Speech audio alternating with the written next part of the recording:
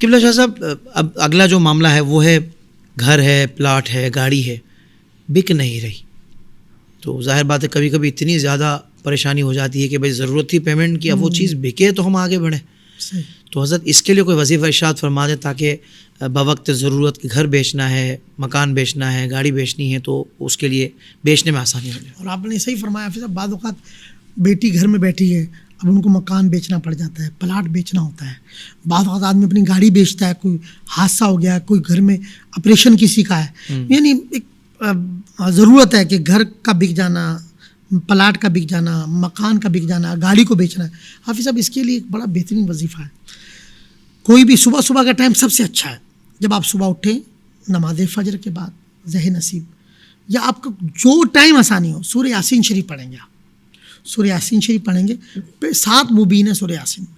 جب پہلی مبین آئے گی آپ یہاں پر رک کے، یعنی مبین آتی ہی آیت کے اختتام پر ہے، تو جب یہ آیت ختم ہو مبین پر تو آپ آیت الکرسی پڑھیں گے ایک بار، اور پھر دوسری مبین پر آپ پیچھے نہیں جانا، پھر آگے پڑھنا ہے، پھر دوسری مبین پر رک جائے، پھر آپ آیت الکرسی پڑھیں گے. واہ. پھر تیسری مبین پر، اس طرح 7 مرتبہ آیت الکرسی 7 مبین پر پڑھی جائے گی. یہ روزانہ کا معمول بنائیں. اگر آپ جلدی چاہ رہے ہیں تو صبح شام پڑھنا شروع کر دیں. حافظ صاحب چند دنوں میں پلاٹ ہے بک جائے گا، مکان ہے بک جائے گا، گاڑی ہے بک جائے گی.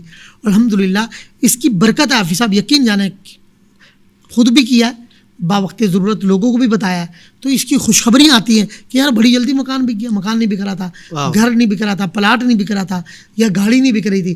یعنی کسی بھی اس معاملے میں آپ اس وقت اس عمل کو اپنے معمول میں لے کے آئیں گے. الحمدللہ سورہ یاسین قرآن کا دل ہے، آیت الکرسی میں اسم اعظم ہے. یقین کامل سے پڑھیں، قرآن کے تلفظ اچھے ہوں، پھر نماز کی پابندی کریں، پڑھ کر اللہ کے حضور دعا بھی مانگ لیں. ویسے بھی حدیث پاک میں جو صبح سویرے سورہ یاسین شریف پڑھتا ہے اللہ تعالیٰ اس کی زندگی میں آسانی پیدا کر دیتا ہے، اس کی مشکلات سہل ہو جاتی ہے.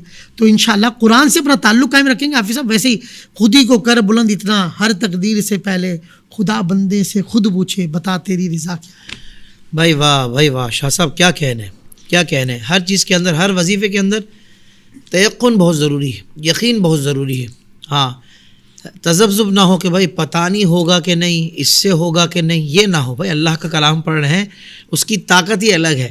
ہاں، تو انشاءاللہ آپ دیکھیے گا کہ بہت جلد آپ اپنے من کی مراد پا لیں گے، جو مسئلہ ہے وہ دور ہو جائے گا انشاءاللہ. اس طرح کے اور بھی روحانی وظائف حاصل کرنے کے لیے ابھی ہمارا YouTube چینل IDS روحانی علاج وزٹ کیجئے، سبسکرائب کیجئے اور نوٹیفیکیشن بیل آئیکن کو پریس کیجئے.